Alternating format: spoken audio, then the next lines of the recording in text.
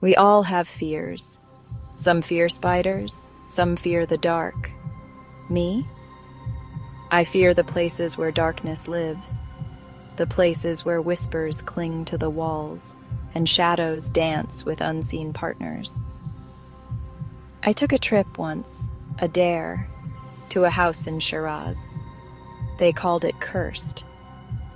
I was about to find out why. My family and I, we were excited about Shiraz, ancient city, full of history. We rented a house, big, empty, with a heavy silence hanging in the air like old dust. My skin prickled the moment we stepped inside. Something felt wrong, cold, like unseen eyes watching our every move. Night came. We were all in the kitchen, laughing, sharing stories.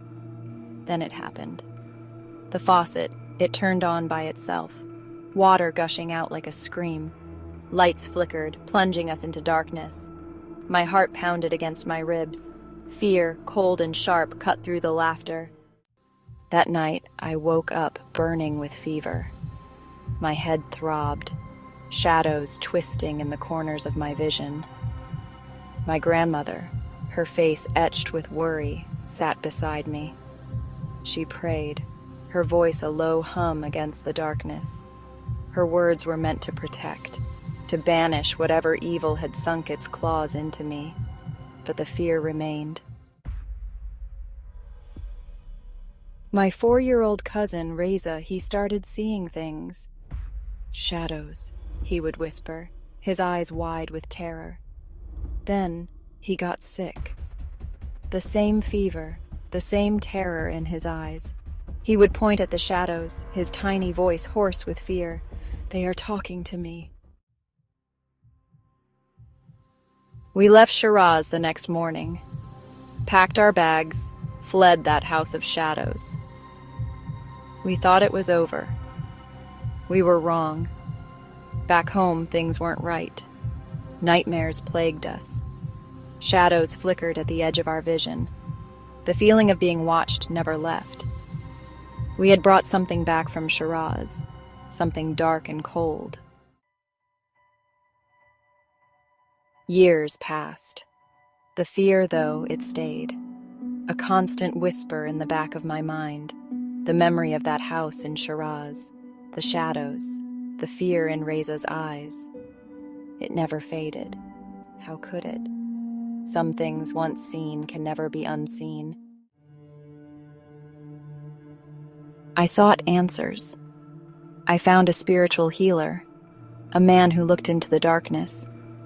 He told me about the house in Shiraz, a place of ancient sorrow, where spirits were trapped, unable to find peace. He said we were touched by their pain, marked by their presence. His words sent chills down my spine, confirmation of my worst fears. The house in Shiraz, it still stands, a silent sentinel holding its secrets close, waiting. I often wonder who else has felt its cold touch. Who else has heard the whispers in the shadows? There are places like that all over the world, houses of whispers. Be careful where you go. Be careful what you invite in.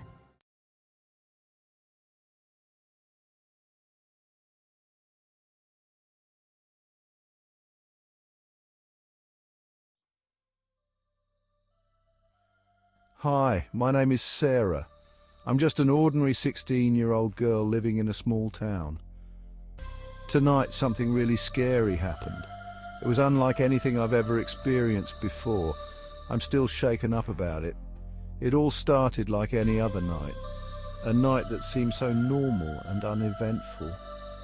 My cousin, Emily, was staying over. We were hanging out in my room, listening to music just like we always do when she visits. We were laughing and talking about boys, sharing secrets and giggling over our latest crushes. It felt normal, like any other sleepover.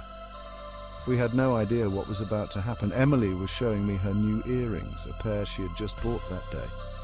They were silver hoops with tiny stars dangling from them. She put them on and they looked really pretty on her.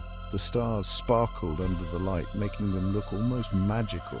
We were just about to watch a movie, a horror film we had been excited to see. We settled in, ready for a night of scares and fun, but then things took a turn. It started subtly, so we didn't notice anything strange at first.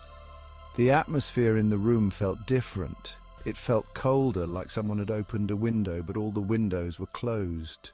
The temperature drop was sudden and eerie, sending chills down our spines. We exchanged uneasy glances, trying to brush off the feeling, but it lingered, making us both feel on edge. Emily reached up to adjust her earring. She had just put them on a few minutes ago, a beautiful pair of sapphire studs that she cherished dearly. They were a gift from her grandmother, a family heirloom passed down through generations. Her eyes widened in surprise. She could feel the empty space where the earring should have been. Panic started to set in as she realized it was missing. "Sarah," she whispered, her voice trembling. "My earring, it's gone." The words barely escaped her lips, her voice quivering with a mix of fear and disbelief. We both scanned the floor, but the earring was nowhere to be found. We moved the rug, checked every corner, and even looked under the furniture. It was as if it had vanished into thin air. The room felt eerily quiet, the kind of silence that makes your skin crawl. We searched under the bed, behind the furniture, and even in our clothes. Every possible hiding spot was thoroughly checked, but there was no sign of the earring. We couldn't find it anywhere. Frustration began to build, and we exchanged worried glances. We started to feel uneasy. The room seemed to grow colder, and an inexplicable sense of dread filled the air. The missing earring was strange, but we tried to brush it off. We forced smiles, trying to convince ourselves that it was just a minor inconvenience. We told ourselves it had to be somewhere. Maybe it had just fallen off and rolled away, hiding in some obscure corner. Maybe it just fell off and rolled away. We imagined it lying somewhere, waiting to be found. We couldn't explain the feeling in the room, though. It was as if the walls themselves were closing in, watching us with unseen eyes. It felt heavy, like something was watching us. The shadows seemed to move, and we couldn't shake the feeling that we were not alone. The mystery of the vanishing earring had taken a sinister turn, leaving us with more questions than answers. Suddenly we heard a noise. It was faint at first, almost imperceptible, but it grew louder, more insistent, the kind of noise that sends shivers down your spine and makes the hairs on the back of your neck stand up. It was a soft scratching sound coming from the corner of my room. The sound was rhythmic, almost like a deliberate attempt to get our attention. Each scratch seemed to echo in the silence, amplifying the eerie atmosphere. It was where I kept my old dollhouse. I froze, my heart pounding in my chest. Memories of childhood games and innocent playtime flooded back, but now the dollhouse seemed sinister, almost alive. Emily's eyes darted nervously around the room. "What was that?" she whispered, her voice barely audible. The fear in her eyes mirrored my own, and I could feel the tension in the air thickening. I shook my head, trying to dismiss it. "Probably just the cat," I said, my voice shaky. But deep down, I knew it wasn't midnight. The sound was too deliberate, too eerie to be just a cat. Our cat, Midnight, was usually a very laid-back cat, but tonight he was acting strangely. He seemed agitated, his usual calm demeanor replaced by a nervous energy that was palpable. He was crouched low to the ground, his back arched, and his fur was standing on end. His eyes were wide, reflecting the dim light, and he looked ready to pounce or flee at any moment. He was staring intently at the corner of the room where the scratching sound had come from. His gaze was unblinking, and it was as if he could see something that we couldn't. The intensity of his stare made my skin crawl. He started hissing. Midnight had never hissed at anything in the house before. His hiss was low and menacing, a sound that seemed to vibrate through the room. It was clear that whatever was in that corner was not welcome, and Midnight was ready to defend his territory. The room felt colder, and the shadows seemed to grow longer, as if the darkness itself was closing in on us. Let's just forget about it and watch that movie, I suggested, trying to sound brave. We put on a horror movie, hoping to distract ourselves. As the movie played, I noticed something strange in the reflection of the TV screen. It was a dark, shadowy figure standing in the doorway of my room. It was tall and slender, and it seemed to be swaying slightly. I froze, my breath catching in my throat. I blinked, and the figure was gone. I glanced at Emily, who was engrossed in the movie. Maybe I had imagined it. After all, we were watching a scary movie. My mind was playing tricks on me. Or was it? Section 5. Mysterious messages. Emily's phone buzzed. It was a text message. "Who is it?" I asked, my voice barely a whisper. Emily frowned, her brow furrowed in confusion. "It's a weird number," she said. "I don't recognize it." The message read, "We have something of yours." We exchanged nervous glances. Neither of us could shake the feeling that something was very wrong. Another message popped up. This time it was a picture. It was a close-up shot of a silver hoop earring with tiny stars dangling from it. It was Emily's missing earring.